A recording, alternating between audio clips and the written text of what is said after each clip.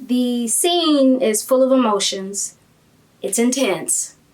And in that freaking audition, instead of saying the word friends, my brain and my mouth decided it would have been a good idea to say Jillian here from Gym Naturals. Wow. Oh my God.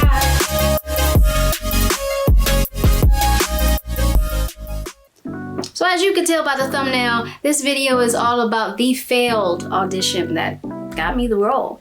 I have been a professional actress for about 10 years now, and I've had some auditions that went really well and then some that didn't. But the events that led up to this audition is by far the most chaotic I have ever had. So one day my phone goes off and lo and behold, oh, I got an audition in Chicago. Now I live in the outskirts of Detroit, Michigan, so I usually just make that trek over to Chicago. My agents don't know that I do that. They think I live there, but yeah, I'm not gonna tell them, right? We good. So since I would be driving from the outskirts of Detroit to Chicago, a friend of mine just so happened to have just booked a flight out of Chicago to LA, and he asked to ride with me. It worked out. Why not? So the morning of the audition pops up. I arrive at his house ready to get this 4.5-hour drive done and get this audition done, and he's not ready.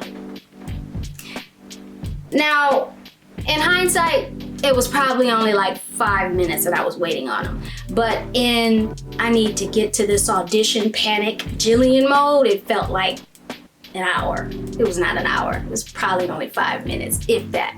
So at this point, I'm just kind of like, all right, we gotta go. Come on now. So everything was fine. He came out and then we get on the road. So a couple hours go by and he turns and says, hey, you wanna get something to eat?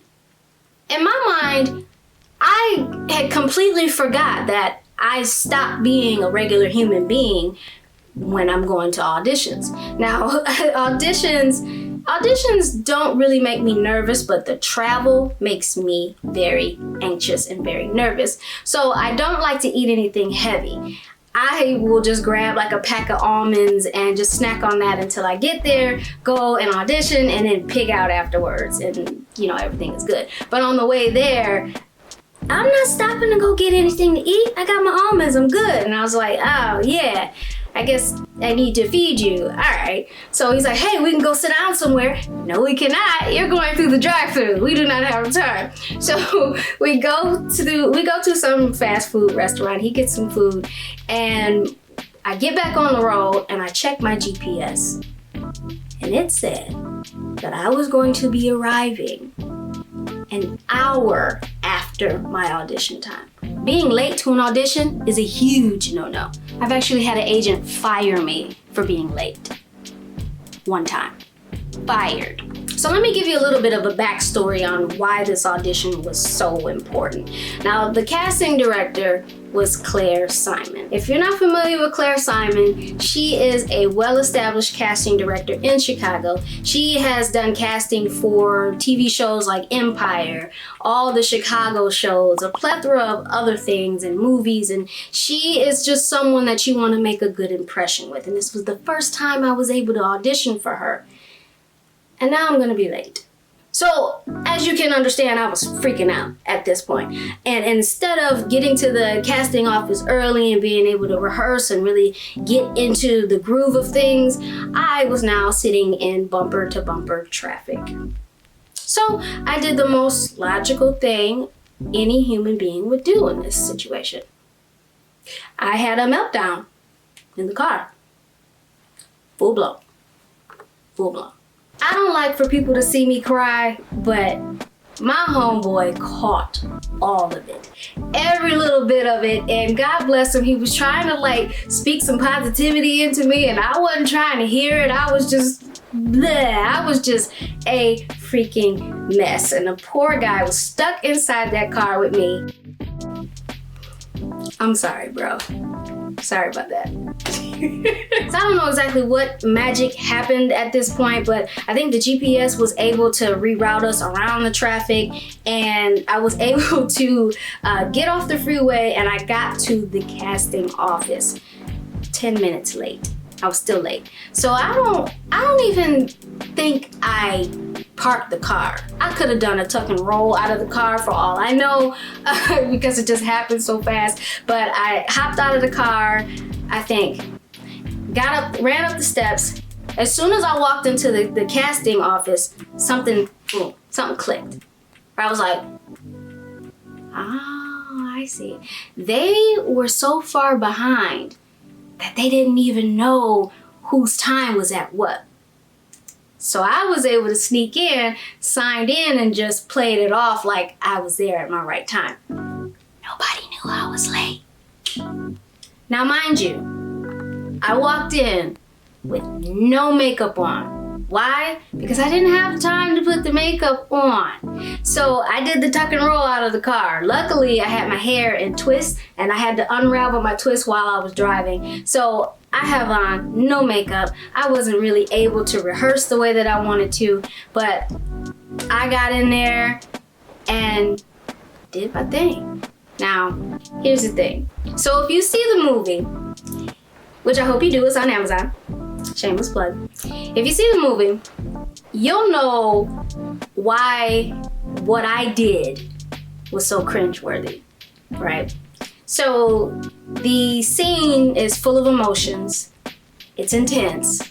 And in that freaking audition, I was there. I was in the moment. And for some reason, instead of saying the word friends, my brain and my mouth decided it would have been a good idea to say friends. I had a whole sentence of da-da-da-da-da-da-da-da. I don't want to give away too much, but da-da-da-da-da-da-da-da-da, friends. What are friends? But I still walked out of there feeling good. I did my thing. Now I gotta tell my friends about it. So I walked out of there. My boy got his flight. Actually, I think he missed his flight, but he worked it out. He was able to get where he was going. I finally got some food, and I went home. The next day, I got a nonchalant email from my agent saying, hey, we can book you for the role of Tisha. And I was like, okay, cool. So, you know, I was just ecstatic about this. And I decided to go online to what's called IMDb, which is a database of actors and movies. And I decided to look up the movie to see if there was any, yeah, I see where I'm going with this. I went to go see if there was any information on the movie that I could see. So lo and behold, I see the character named Lucas. And I was like, from what I know about the audition, Lucas is my character's man. So I was like, oh, okay, who's playing Lucas? Romeo Miller was playing Lucas. Listen, I was like, I think I just stood there for a second like, y'all for real? Really? But I was excited. You know, I was already excited, and then when I heard that, I was just like, okay, this is gonna be dope. So yes, indeed, everything ended up working out the way that it should have. And now that some years have gone by, I realize how everything is always working out, and you don't need to stress about anything. Everything works out exactly when it's supposed to, the time that it's supposed to, the way that it's supposed to. And one of the beautiful things about the trip, and this was before the meltdown, of course, one of the beautiful things about the trip was we had passed this semi-truck that had the numbers on the side 052319, and y'all don't need to know the last two digits because the entire thing was my birthday. Down to the year, right?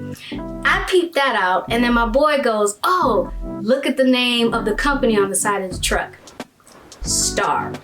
I said, okay. But, you know, that didn't keep me from having a meltdown an hour later. But in hindsight, I always realize that there's always those signs that we get. Everything's gonna be okay. Everything's gonna be okay. Everything is okay. And sometimes we miss those things.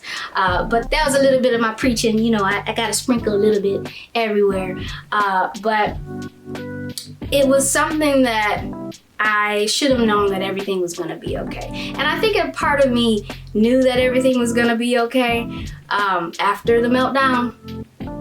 But sometimes it's easy to forget.